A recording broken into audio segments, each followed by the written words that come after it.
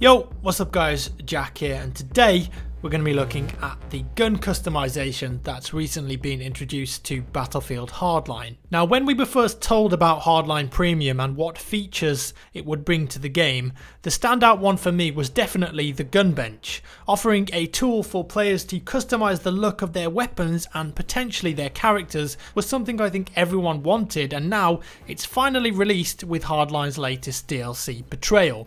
I do think it needed to arrive a lot sooner, if I'm honest. At launch would have been perfect, of course, and even now, after it's been added in, it's not quite what I expected it to be, but let's first explain what it does. On PC, you can get to the gun bench by going to your loadout page and then hitting the launch gun bench option on the right hand side. On consoles, you can access it via your main game menu. Once it's loaded up, you have two sections available, the gun bench or your character customization. You can swap between the two at the top.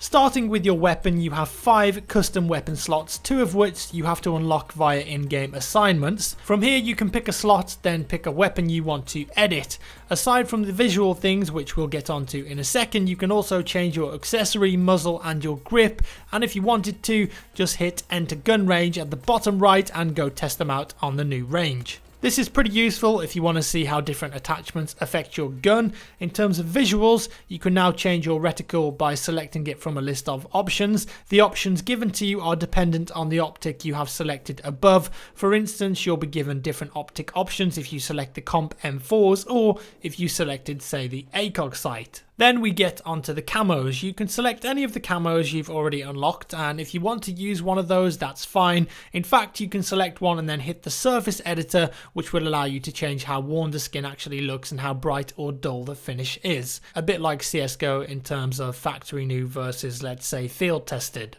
If you want to edit your own camo, then you need to select one of the stencil camos from the camo drop down list. You only have a few to choose from here, and then it's these camos that you can edit. Go into the stencil editor underneath and you can then change the colors of the different parts of the stencil. Now, sadly, this is the extent of the customization here. Sure, you can change all of the colors and make it look pretty unique, but the problem is there's no custom stencil option. You know how you can change your battle log emblem and move shapes around to create new and interesting designs? Why isn't that sort of thing available here? I get that people can abuse it and make silly shapes and potentially abusive designs, but players can do that already with emblems. I think it would just take a small amount of governing. I said a little while ago that I wanted the gun bench to be that, where people could just be creative and make some insanely cool looking skins, but again, being honest, I am a little underwhelmed when it turned out that it was just a few stencils that I could change each colour of. It's more of the same if you head to the character customization. Here you can change each character type for each class, so operator, mechanic, enforcer and professional. You can change the default camo and then change the colour of the cloth, nylon and any leather that the player is wearing. You can make some really out there and garish outfits here, trust me, which actually gets me onto a pretty interesting point. I'm really happy that this has made it into Battlefield Hardline and a Battlefield game at all. It's very cool. And although it's limited, I think it's something that we could see in future Battlefield titles as standard. Battlefield 2016 is coming out later this year if all goes to plan, and something like this would be really cool to have in the game in my opinion. That being said, this sort of customization lends itself well to Hardline's design and theme,